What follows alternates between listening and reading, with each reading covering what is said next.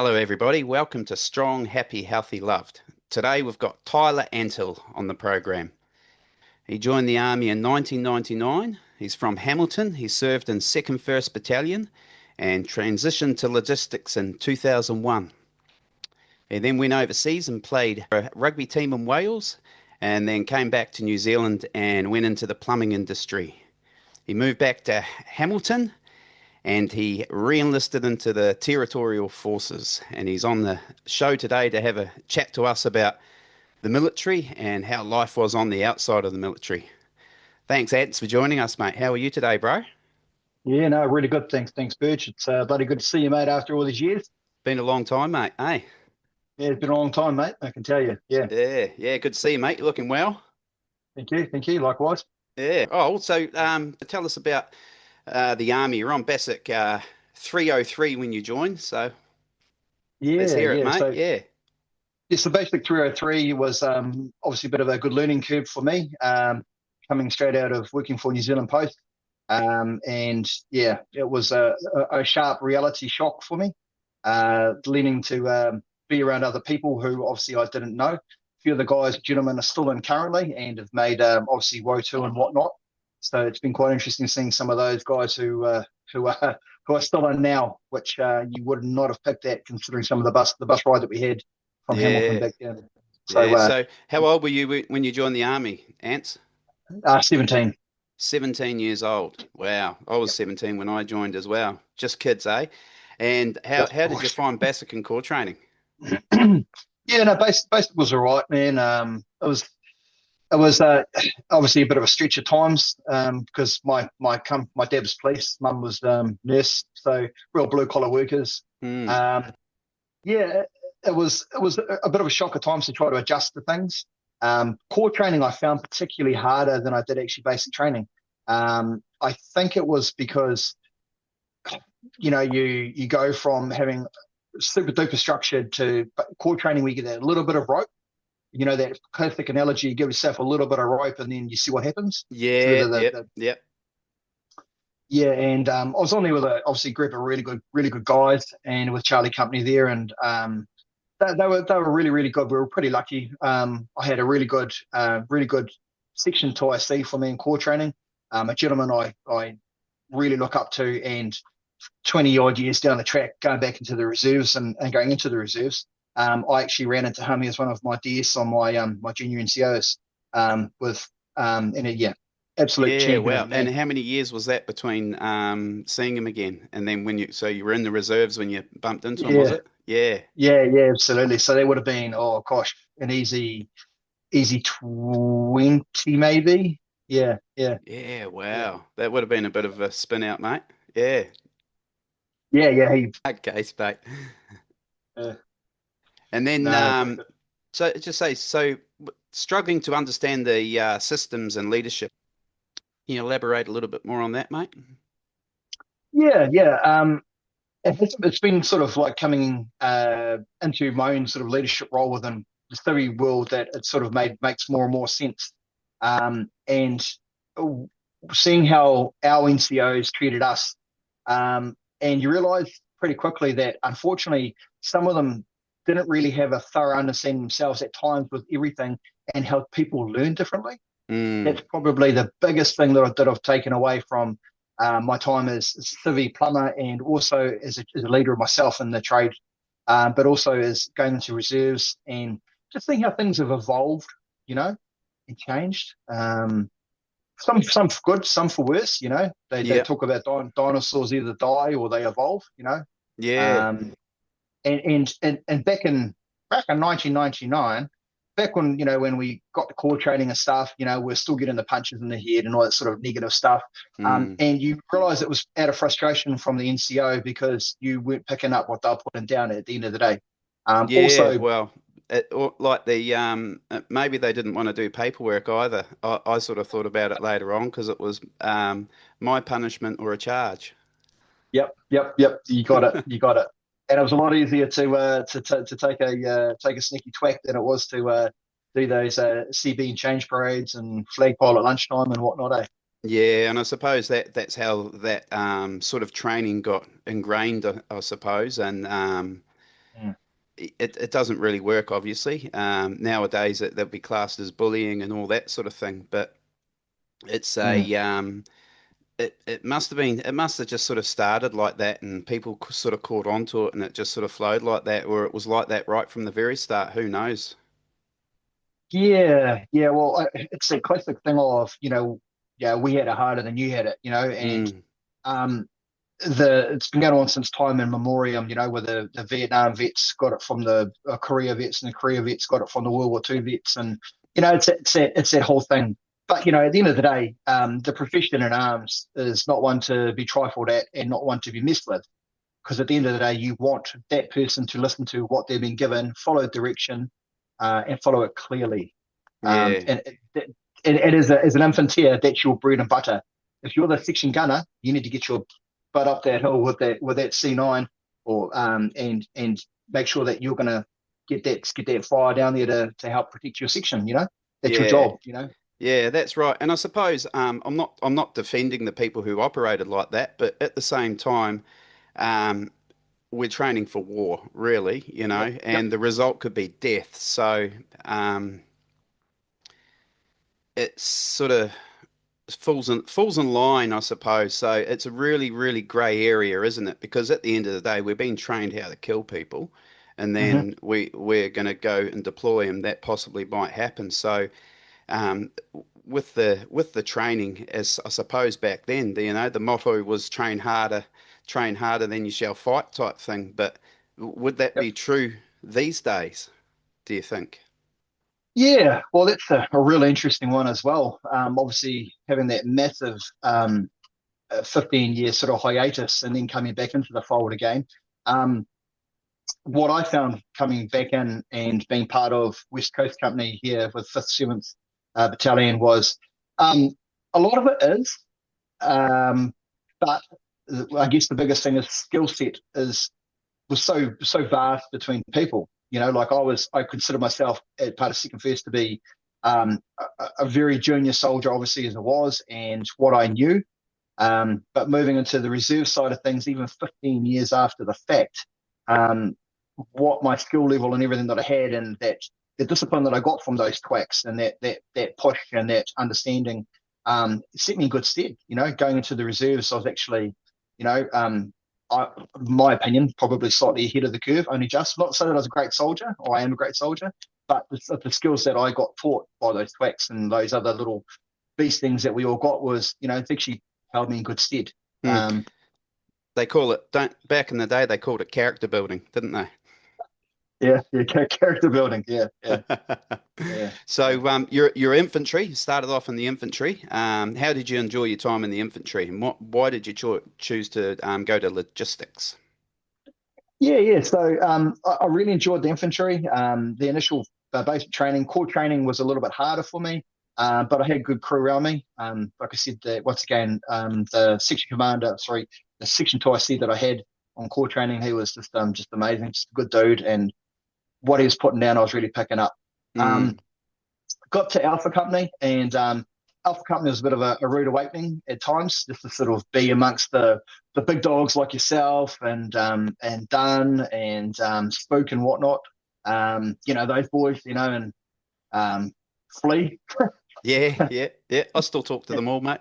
Yeah, Yeah, man. Yeah, yeah, yeah, yeah, yeah. No, yeah. So and walking into the barracks, and being around those guys and whatnot, and just sort of going, oh, geez, you're the cherry, and you don't want to do the wrong thing, and yeah, no, they're all pretty good overall. I yeah, mean, like Len was another one. Len, I gravitated towards Len, because obviously being a Waikato lad as well. yep, So that's kind of where we kind of hit it off and become mates. So I was pretty lucky overall. Um, I think where I struggled with the infantry side of things was some of the mindsets with some of the guys at times were not quite I guess my mindset was a little bit more open.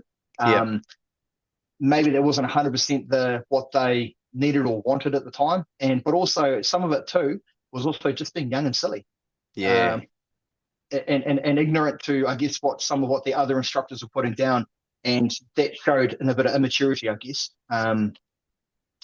But yeah, no, like the infantry was great. But then I also found a little bit like, it was Groundhog Day. yeah, Um, yep, at times, and obviously, as you probably well know as well, the big funding got cut for us, and we couldn't go to a lot of live field firing. Because in my head I had, I'm going to join infantry, and then every day I'm going to be on the range shooting, and every day I'm going to be doing something, Yeah, yeah, something super fun. Not crawling around the 189, saying bullets, bullets, bullets. yeah, yeah, Uh, yeah. Yeah, throwing pine cones because we don't have crack grenades or whatever. You yeah, know. nice one, bro. So then you moved to logistics and went on operations with logistics back five, was it? Yeah, yeah. So when I went over trade change, went over bat five. That was a bit of a awakening as well because the obviously things so much different to the way infantry does. Yeah, so Um, I'm curious about that changeover, what it was like. We've had someone on here before who's trade changed as well to engineers, so he spoke very highly of it. So how was your new logistics team compared to the infantry that you were at? Yeah, yeah, well, I had a couple of friends already in the logistics side of things with the catering. So I went to high school with one of them as well. So him and I obviously had a natural bond. yeah, cool, Um, but mate. mo- That's cool. yeah, but moving over to the logistics side of things, I guess they had a bit of more of an open mind with how they did things. Mm. And it just wasn't quite obviously as regimented as what battalion is, because obviously, even though you're a soldier first before you're a cook or a blooming engineer or whatever. Yeah, it was definitely a different mindset, and they're a little bit more open to, I guess, the way my mind kind of worked and how I was operating. Maybe it's because they're a little bit more immature than the infantry, as in they could accept that. I don't know quite right way to put that, but Yeah, um, yeah, it's a hard one because there's a definite difference between the two units. I think one's very structured and very directed, I suppose, and the other one it's the same, but it's I suppose you got females and males in there, so then it's not well. The infantry now is females as well, but mm, back when we were in, it wasn't really too many females in there, so. So what was the hierarchy and things like that there? What was it? yeah, How were so they? yeah, the hierarchy was completely different. Like you just didn't have that section commander presence. The presence was really a sergeant or a staff sergeant above.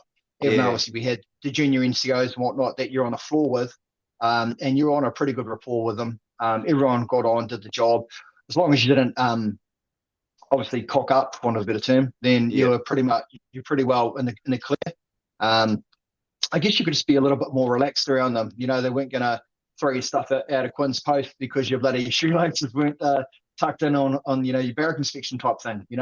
Um, but once again, it was just a different way, a different mindset of approaching the people, and I think I kind of gravitated towards that slightly more, not because it's any not to say that I didn't learn great things from being in the infantry because I got buku love for the battalion and the bayonet because that's the bread and butter of who we are as soldiers.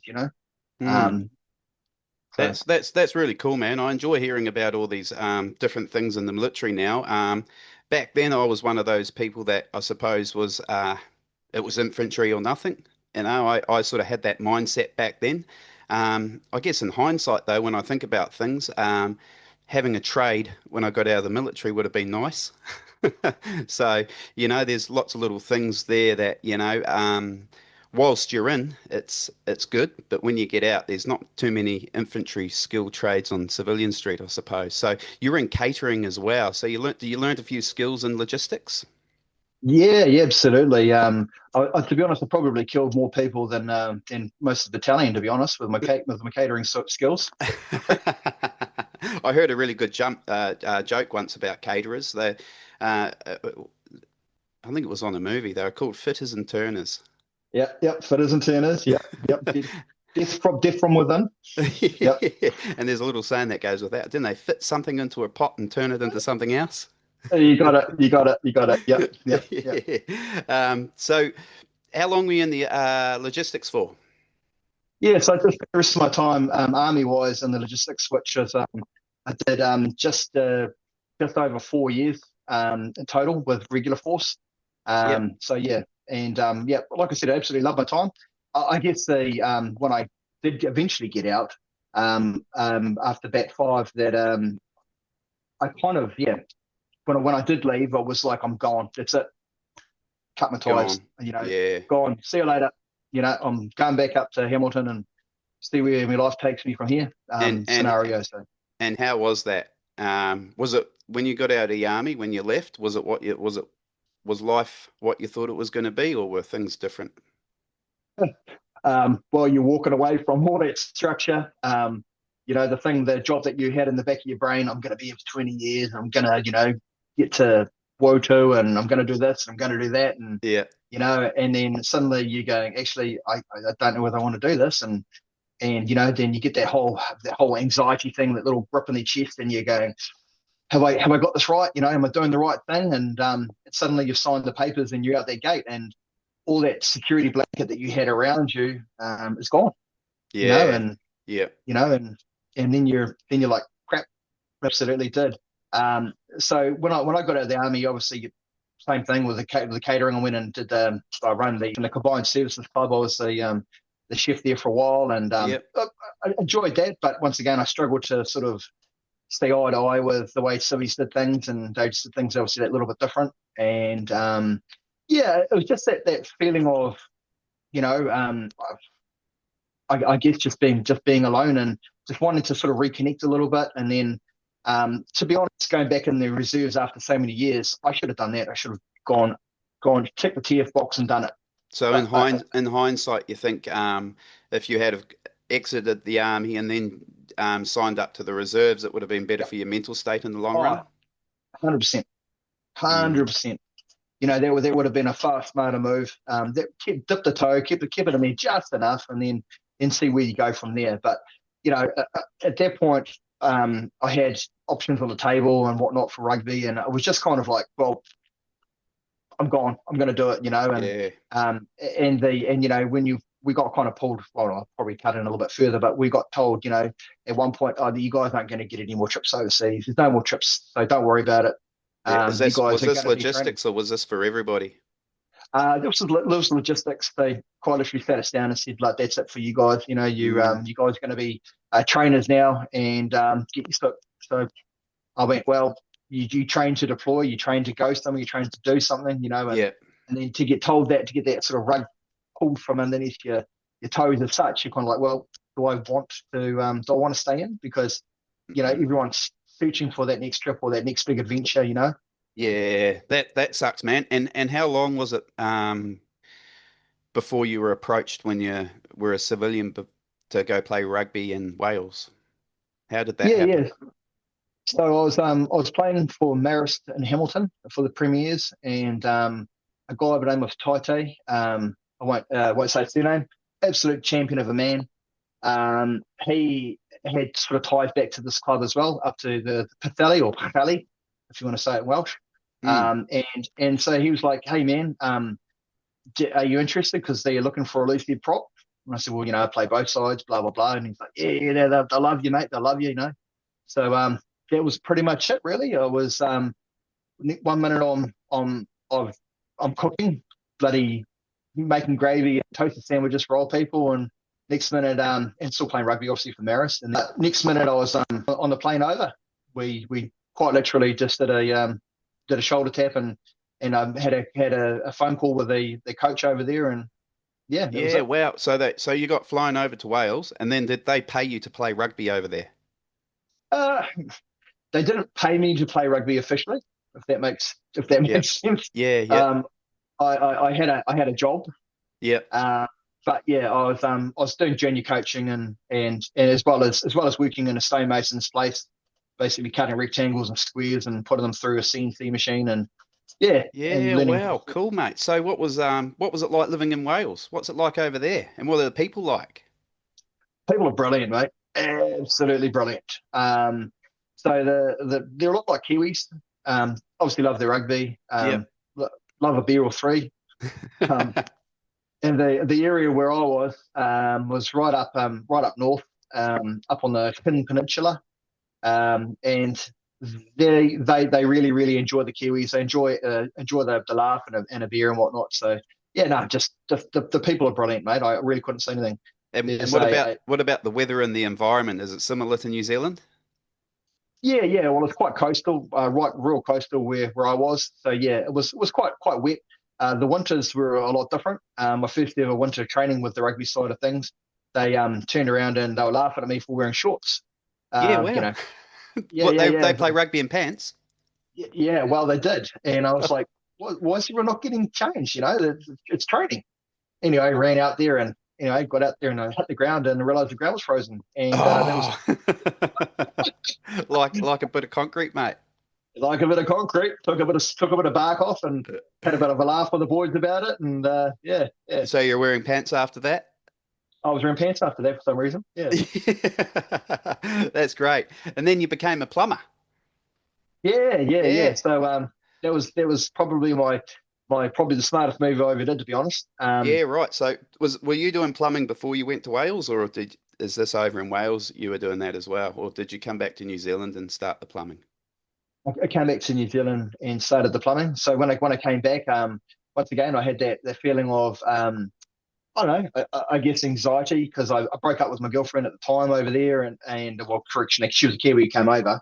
Yeah, wow. But Yep. yeah, her and I parted company over there, and I was like, shit, what am I going to do?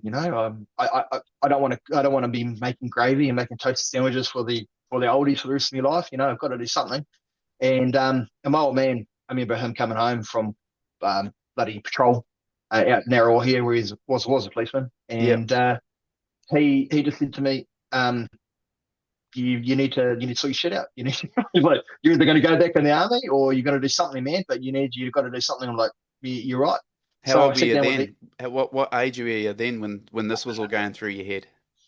24, Yeah. 24. So Yeah, that's the whole wow. thing. And you have to at that age Mm. you should have had it sorted by now. Yeah. And you're like, oh, panic, panic, panic. You look at your parents, and my parents had already bloody been married and had kids then. And Mm. it was a different generation, obviously, but it's what are you doing with yourself? Give yourself an uppercut, and Yeah.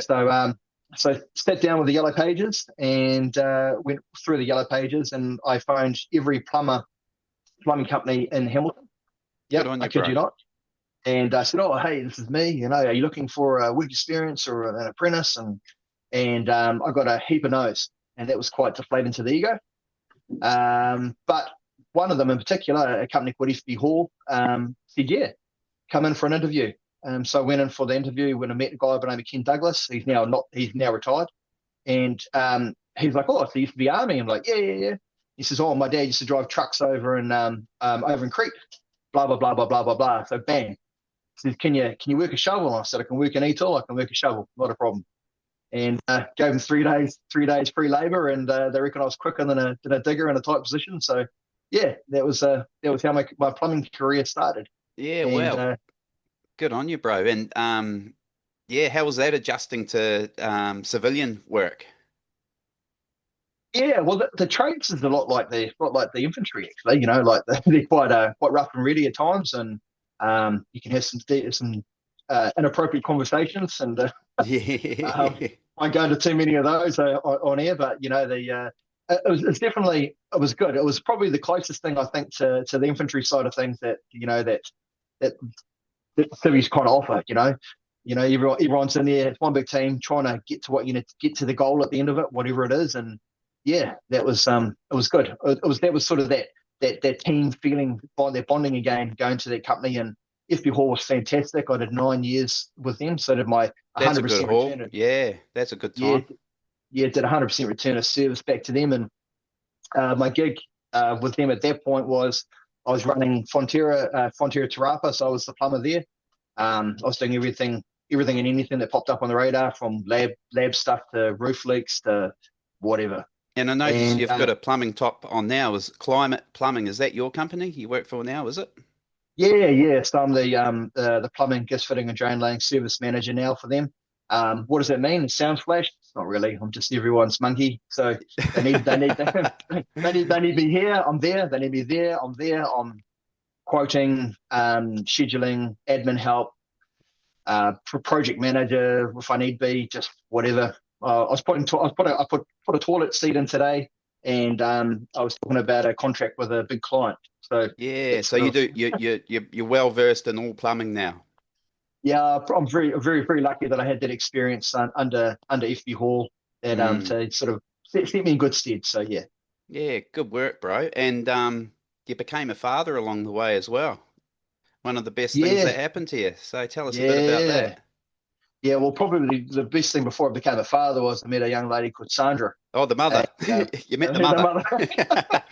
It's got to one thing's got to happen before the other. I Yeah, don't know whether that's you know right. that. Yeah. I remember you showed me some several educational videos as a young fellow though, in barracks about how that happens. But Oh, yeah, anyway, that's right. Yep. Yep. yeah.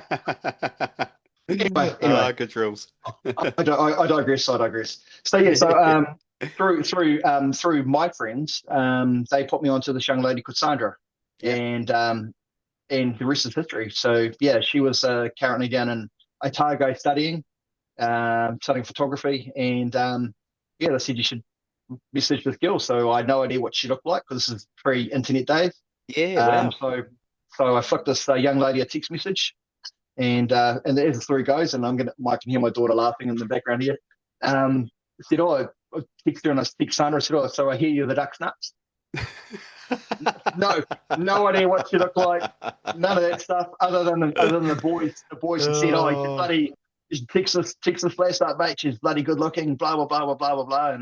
And here we are. We've been married for 17 years, going out for 21 or something coming up. oh, good on you, bro. That's so cool. And how many kids have you got?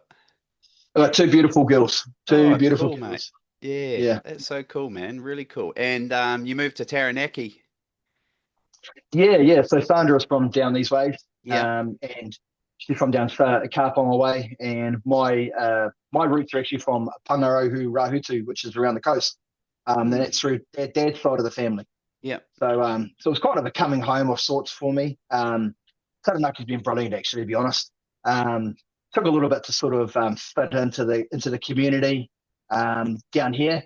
A little bit of trepidation about moving away from my mates in Hamilton and whatnot, and my family. But we moving from there, we moved to here, obviously with Sandra's family as well, and you make of it what you do. So threw Mm. myself into my the community stuff with bit of veteran stuff and Yeah. sports with pistol shooting as well. So um, I did quite a bit of pistol shooting down here as well and competed with three gun stuff. And yeah, it's really good fun and good bunch of people. And, did help me sort of cement myself and make myself feel a bit more, part of the team. Yeah, cool, bro. That sounds really good. And that was rebuilding connections and belonging and stuff like that. So, You got it. You got yeah, 100% on it. yeah, Hmm. really cool, mate. I like that. And tell us more about how you're using the sport in the community to create new networks and things like that. Yeah. So in regards to the sports side of things, I was very lucky because obviously the pistol shooting is quite a unique sport. Not many people are kind of into it. So I started that up in Hamilton and thoroughly enjoyed it and progressed, got my licenses and stuff and whatnot. And then moved down here, and one of the ladies who was shooting up there, I was actually mates with, and she's like, "Oh, I've met a guy down in Taranaki, and I'm moving down there." Blah blah blah blah blah. So automatically, when I moved down here, I had a connection to the club. So I walked into the club, saw Dee's her name, and yeah, I was just kind of like walking out of one club and into another, and automatically you're there. And I threw myself into the deep end and got stuck into the training side of things. And so I was the trainer there with the pistol club and club captain and helped develop some of the training processes as well. So, and once again, I was just lucky that I'm that sort of person that, I can sort of throw myself around people I don't know, but, you've got to get out there and get involved to once again be part of that team and to Yeah, shape. that's it. I think that's a big one. And you've mentioned a few times here that getting out and reconnecting with people and things like that. Now, for me personally, when I got out of the army, initially it was all right, but after a few years, um, that side of things became really hard for me, and that's where I struggled because I hadn't been out and mixed with people for so long that I become scared to go out and mix with people. Yes, yeah, yeah. yeah, particularly when you're trying to talk to people who've got no idea what you're talking about. They don't talk your language or feel what you feel. Yeah. That's yeah, that's the thing I struggle with the civies about. Silly little things like keeping your timing and being prepared. It's going to rain, so why have you got your raincoat? You know, Yeah. Yeah. Yeah. you, All that sort of stuff. Yeah. Yep. And you've also been quite heavily involved with the RSA and veterans and things like that. Can you tell us a bit about that? yeah, yeah. So part of coming down here as well, a gentleman, well, put a post up, and I don't know why I gravitated towards it, but put my hand up and we got talking. And anyway, long and short was he held one of the first veteran dinners, well, catch ups here in Taranaki, and that dragged in quite a few guys. And it turned out there was a few people from Bat 5 that were on that. And Mm, that's sort of growing, and now there's a Taranaki veterans page on Facebook cool. that I'm one of the admin tied up with that in, and it's just sort of growing from there. And then from there, I did a little bit of stuff with NoDuff as well, a few responses and whatnot, which has been really quite an eye opener to see the state of veteran affairs. And this is not to rag veteran affairs, but with the RSA side of things as well. I've been on both sides. Got involved with the Waitara RSA here. Was the chairman of the Poppy Trust. I just wanted to try to do something with the funds to make sure the funds were getting used properly. So yeah, I was pretty lucky to be asked to get involved with that. That was actually run by an XY1 here. Absolutely lovely guy, caterer by the way. Mm, Um, cool, man. yeah, Yeah, really good. Yeah, that's really good to hear. So, for those that don't know, can you explain what the no duff is and what they do? yeah. So NoDuff was a was basically it came about because of lack of support for veterans in general. And it came about from a phone call through to everyone knows the gentleman, but I won't name any names because I've been told to try to keep that on the not Yep, to name people. yep. So anyway, the phone call went through to this person, and that person responded brilliantly and used the Bro Network. And Mm, no doubt is the Bro Network. yep. It's reconnecting again with people and getting the people the help that they need. And it's not that one shoe fits all type mentality. It's they try to do the right thing by the right people. And obviously the veteran space here in New Zealand is still quite rocky. And how New Zealand has looked after some veterans, and I'm going to make a comment and talk about the Vietnam veterans and whatnot. Yeah, they haven't been looked after very well at all, obviously. No. Um, and there's quite a big name newspaper article that was put out too about a gentleman that was affected by Agent Orange, and he ended up dying, passing away from it. It Mm, was only just yeah, a couple of months I think of that. But anyway, long and short is yeah, No Duff have really stood up and helped the veteran community, and I'm proud to say that I was part of it. And even though I'm not actively tied up with No Duff, I've still been able to help other people as well yeah, within good on you, within. bro. That's So really I'm just cool. and that's all started from putting my hand up, getting involved with No Duff, and then just Mm. just being part of something. One thing that's become really clear with me, especially with New Zealand and the veterans community, is these things that we're creating like No Duff and these organisations and what I'm doing at the moment. Um, that it shouldn't really get to that stage, should it? The Veterans Affairs should No, be looking after the veterans. Why are we creating these things to look after each other? I think it's great that we're doing it, but I think a lot needs to be said about the government organisations that are running these shows. Um, I think it's great that that we have these support networks out there, but I think as a whole, the government needs to be doing a bit more in supporting these organisations, I believe.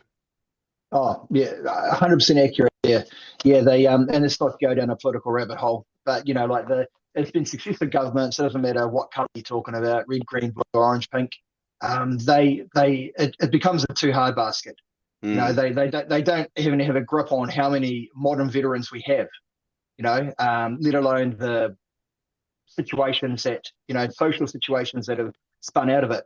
I'll use it's probably a poor example, but I'll use Russia as an example currently, with the guys that are now coming back off the front lines into society over there. It's been a major, major, major headache come through because of, once again, they've gone straight from frontline activities, thrown straight back into civilian life, and the crime rate and everything's just spiked massively. You're going to put people through that situation, and um, in those situations, when they come back, help them.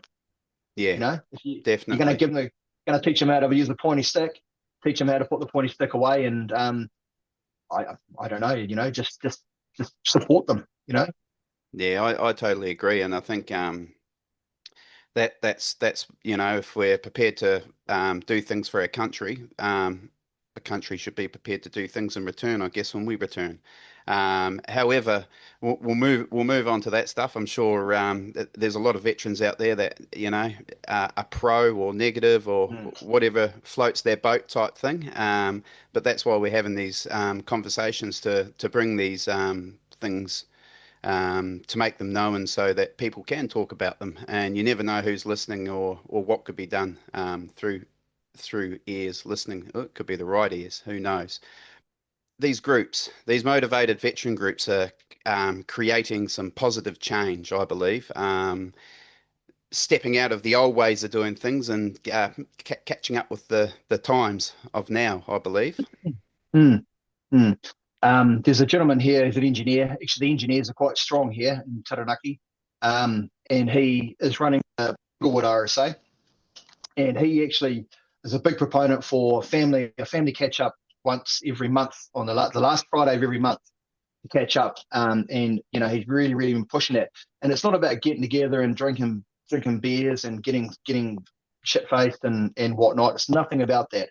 It's just purely about the catch up with the team. And it doesn't matter whether you're talking about a truckie, you're talking about a ginger beer or a drop short or whatever. It's all about just trying to get the team together and catch up and talk that common language that we all talk. Yeah, Um, exactly. I totally agree with you. It's all about connection and catching up with people and things like that. I think the old model for veterans was to, throw some money and some meds at them, and they sort of take care of themselves. But we've got to get out of that mentality and move forward. I think yep. there's a lot better ways we can be doing things for the veteran community. Me personally, I've tried all of the avenues, and the one that worked best for me was the natural way. The power of the breath and becoming a breathwork facilitator, and then getting involved in mental health and doing some studying on that and learning about NLP and thought patterns and all that sort of stuff. So there's a lot more education that could be given to veterans when they get out of the army, I suppose, and also to to change so that they realise that they're in a new environment and they've got to Mm. operate different. We can't operate like a soldier in civilian street because it just doesn't work. And um, I'm a pretty good example of that from all those years of torment and anxiety and depression and trying to find that family or that brotherhood again.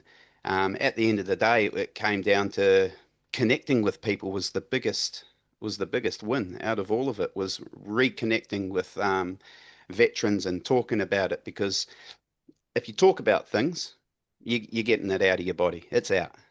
Yeah. Bottling things up just creates um, that behavior of that same looping behavior and thought patterns and things like that. So Mm. it'd be good if things could take a different direction moving forward in the future. Hey, Oh yeah, absolutely, absolutely. And you nailed it exactly with what you're saying, talking about the breathwork stuff. Um, I was lucky enough to play some OK level rugby and whatnot. Now, in regard to that, that was all tied up with breathwork, and that was right at the start of things. So we're going back to 2001 now here, yeah, obviously, and just at the basis of stuff, talking about the box breathing and now from the guys that are currently still in second first and whatnot, I hear that stuff is being taught more and more and more. Even yoga at the gym. wow, Imagine, that's imagine, amazing. imagine the yoga at the gym in this day and age. Sorry, back in our day, it would have been like, Yeah, you would everybody would just would have laughed. Even if they mentioned the whole breathing thing, I don't think many people would have taken it seriously. Because me personally, I didn't take this whole breathing and meditation and hippie stuff seriously for a long time. It wasn't until I stumbled across a Wim Hof breathing video, the Iceman, and it was a tutorial. And I listened to it and I done it and I had a moment. I was like, what's this?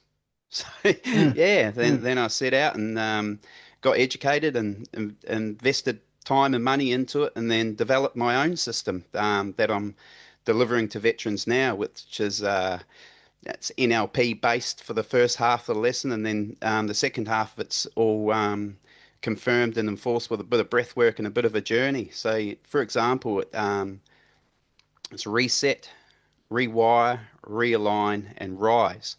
And the reset is just teaching people how to take control of their nervous system, because a lot of people are just breathing too much in 1 minute.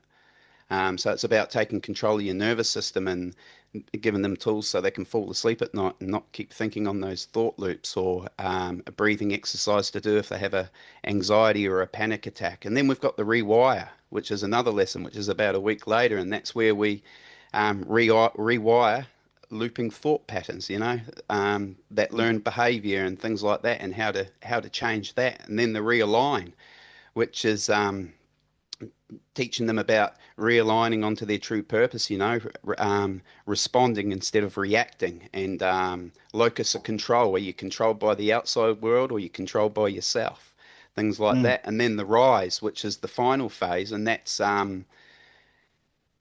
really not getting them to rise in a sense, but just unlocking what they already had. Reminding them of what they had, and then being able to access those feelings again. And yeah, rise like a seed, I suppose, for a tree. You don't tell a seed what to do; you just give it the right environment, and then it grows. So That'll that's grow. kind of Mm. what I've created with the four-phase breakthrough system. So yeah, it's science based and trauma informed as well. So that's Well, yeah, that's yeah, that's where I'm heading at the moment. Yeah. that's pretty cool, man. I mean, like that's a massive thing, and it's getting more and more and more massive. Like you see unfortunately, the Warriors underneath the post. They doing it. All those big teams. It's all about the cohesion breathing and trying to bring themselves back to the moment. That refocus, start again. You know, um, for me personally as well, I think that it took me I have to really pick something out, pick a goal out, pick something that I really want to do, for argument's sake.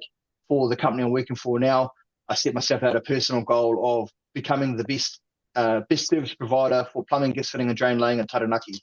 Mm, And to do that, I set myself out some micro goals. You call them KPIs, call them whatever you want, but it was just basically to try to build my team up. And how am I going to build my team out?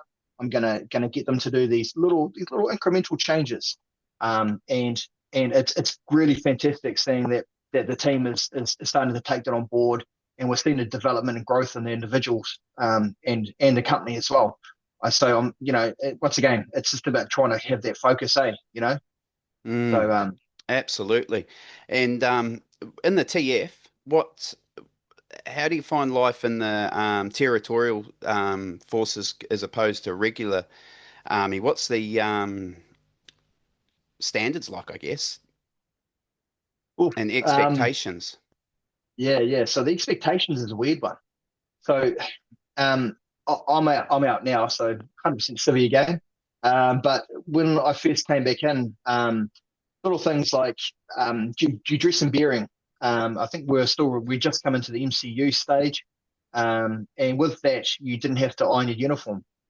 Now, you imagine ever not ironing your Mm, uniform, or that was completely foreign to me. So I made sure all my stuff was ironed.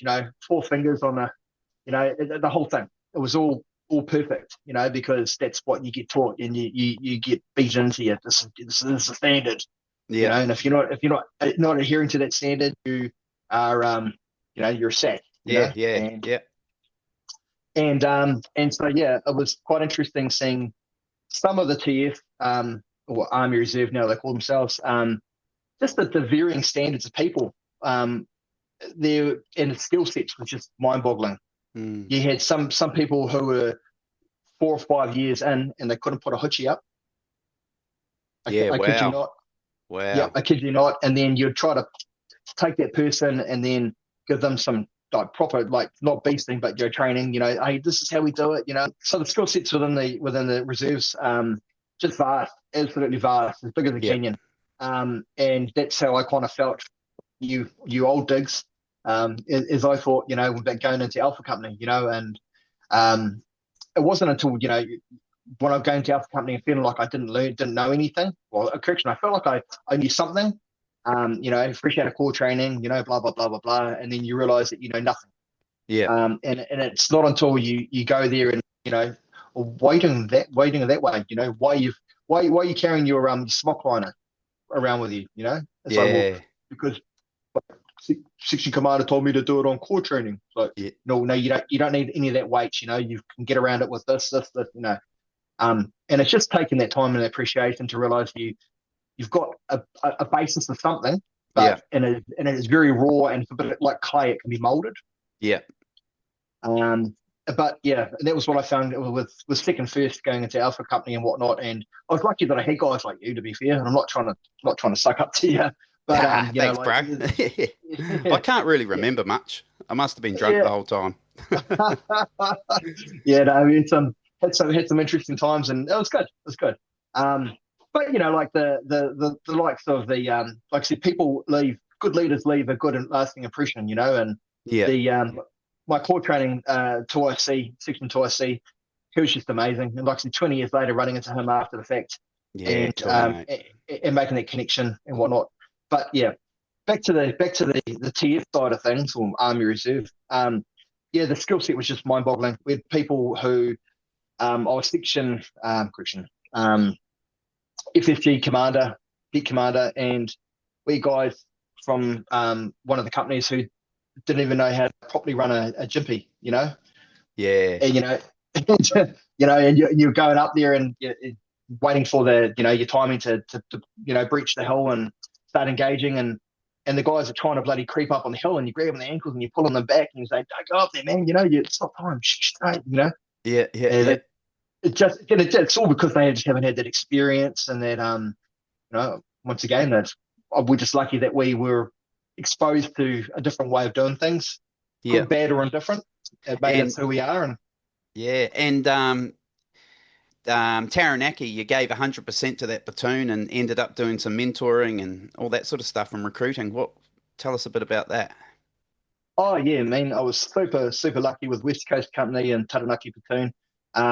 So when with the peers that we have here, are bloody brilliant, real salt of the earth people.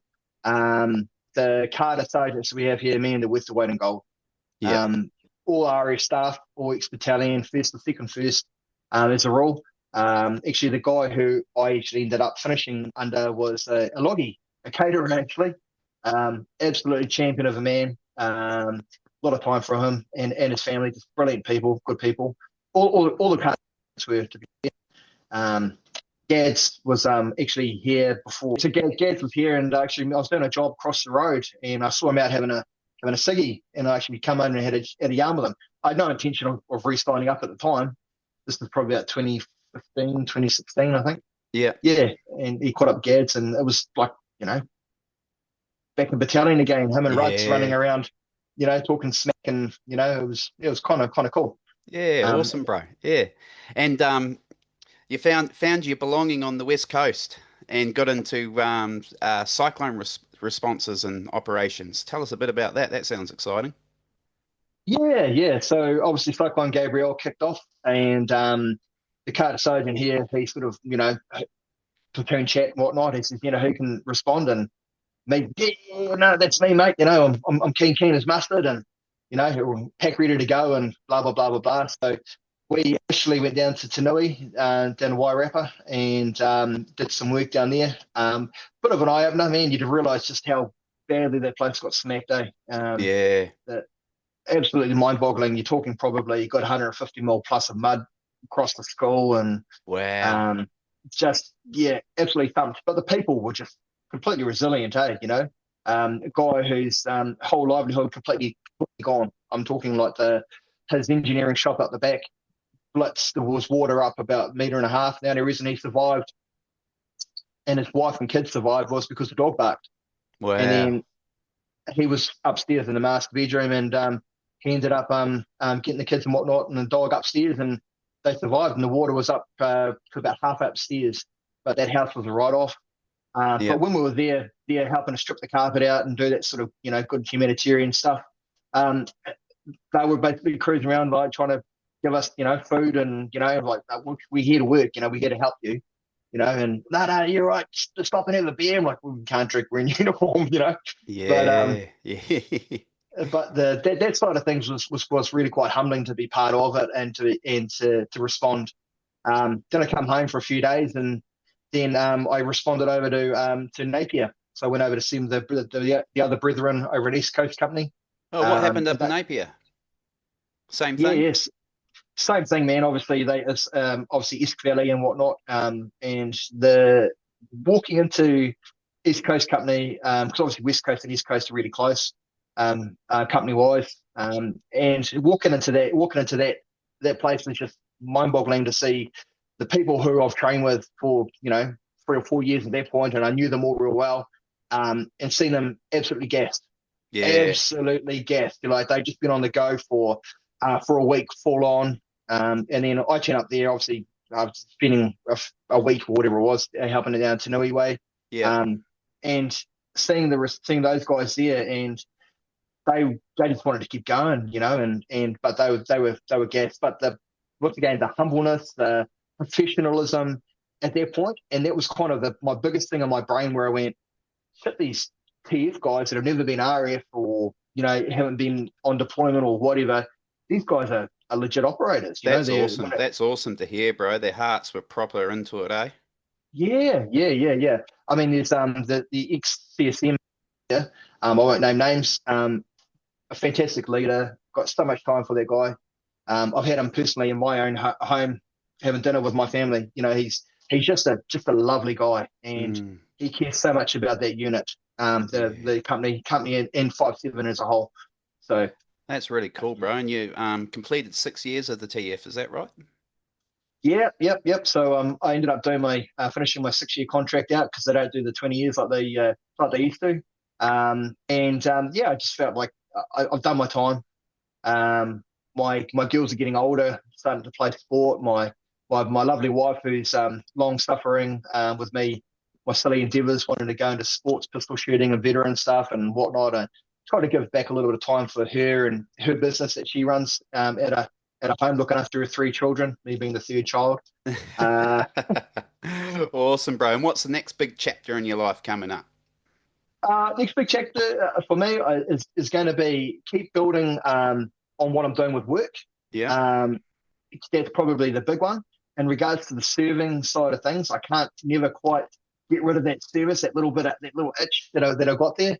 So in November, I've got my first civil defence course, basically an introduction or foundation course to civil defence CDM. So that's what I'm doing in November. So I'm really looking forward to seeing how that goes. Obviously, having been seeing it firsthand, I've seen a few interesting disconnects which happen between FENS and a defence force and whatnot.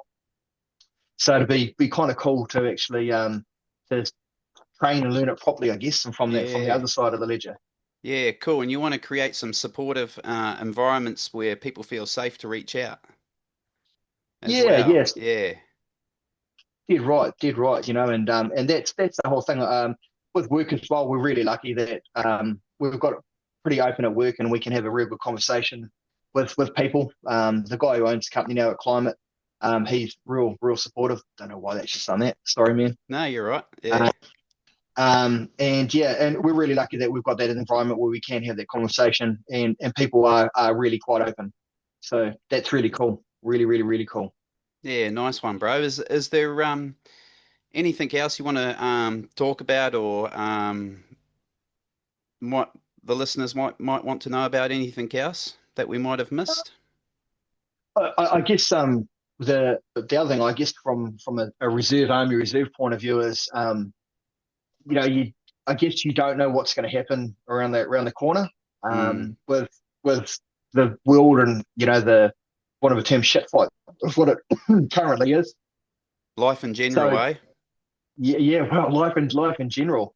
But there is something past wearing the uniform and whatnot. And if you want to go out and connect and do something and be part of something, you can, and it's out there for you. I guess it's just trying to do that reconnect thing with the people and people around you, and reaching out to people as well, which is another big one. Like every Anzac Day, I reach out to the guys around Taranaki who I know, and they know me pretty well too, just to say g'day and whatnot. But like the little things, just reconnecting like this, Yeah. is amazing, and after all these years and whatnot, and seeing what you're building. It's pretty cool, man. You know. Yeah, thanks, bro. And that what you just said then is exactly why I'm doing this now. Originally, I wasn't the host for the podcast, but I am now. But since I've been the host, what you mentioned is exactly why I'm going to continue doing this because it's that connection that I'm getting with people as well. I think it's really important and it's encouraging as well. People can get on and talk and get their story out there for people to hear, and build these community connections and yeah, connecting with people again.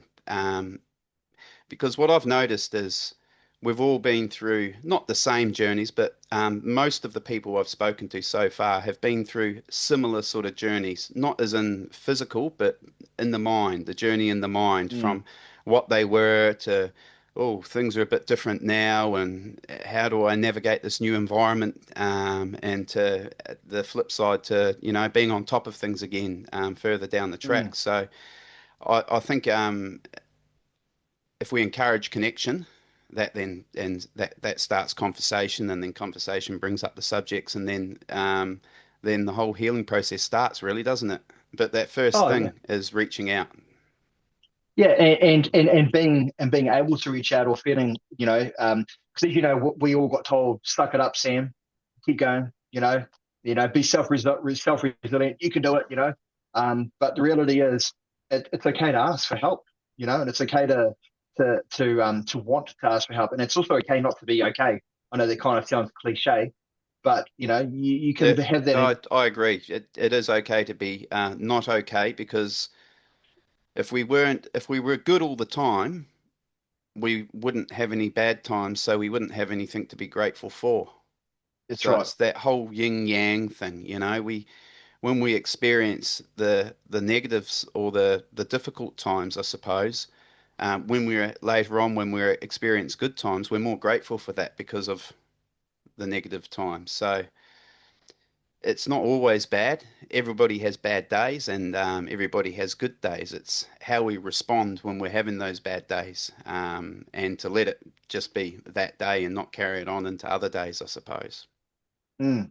Oh yeah, absolutely, and that's don't get stuck on that cycle, and the one of my platoon sergeant here, he always used to say, it's all about showing that a bit of gratitude, a bit of appreciation, and keeping that in the back of your head, when you are getting that anxiety push or whatnot, or that task that you see in front of you that is just that surmountable mountain that you can't get past, Mm, just have that moment, reflect on it, focus on what you need to focus on, and then push through. You know. yeah, totally agree. And I really appreciate you coming on the show, mate, and I'm honoured to have you on. I think it's good to get um, soldiers and people from other environments. I had quite a few people on there from recon at one stage, so it's nice to get someone on there from logistics and things like that. And it's not something that I tried to do. It was just that I was in the infantry, so most of the people I know are in the infantry. So I do encourage anybody who's done any sort of service, or maybe not even served at all, to if they feel like they have a story, to reach out. Mm. Send me a message because you'll be surprised at the some of the people that want to come on the show. So I think it's awesome that you came on, Ants, and I really appreciate it and thank you heaps, bro. Is there anything else you want to say before we finish up? Yeah, yeah, I think that I'm incredibly lucky to have done the things that I've done thus far, and to meet the people I've met, and everyone has shaped me in some way, and I think it's not until you sort of been out a little bit that you kind of look back on those some situations and that you were put in that you can only explain when you're in the service, that you look back on now and you kind of go, oh, this is what's made me who I am today, and how I react to things and whatnot. So that and my looks at my beautiful family, which I'm Yeah, incredibly lucky to have. They kept me um down and anchored, for want of a better yeah. term. So yeah, I'm very lucky, man, and yeah, thank you very much for having me. That's probably the biggest thing as well. Because my story's not that exciting as some of the other ones you've had on previously, but it's hey, everyone has their own journey, eh? It's exactly what one of the things are that pop up in the at the start of the podcast. Everyone has a story, and that's what this is all about. Everybody's got a story, and sometimes the healing journey is just talking about your story. So thanks heaps for coming on, Ants, and I really appreciate it. And I'll be sending you a free T-shirt in the future. Oh, there we And go. if you're ever interested in doing some breathing, mate, you know where to come and find me. So Beautiful. thanks, Thanks, bro, man. and peace out. Yeah, awesome, man. You take care, eh? All right, Thanks, bro. buddy.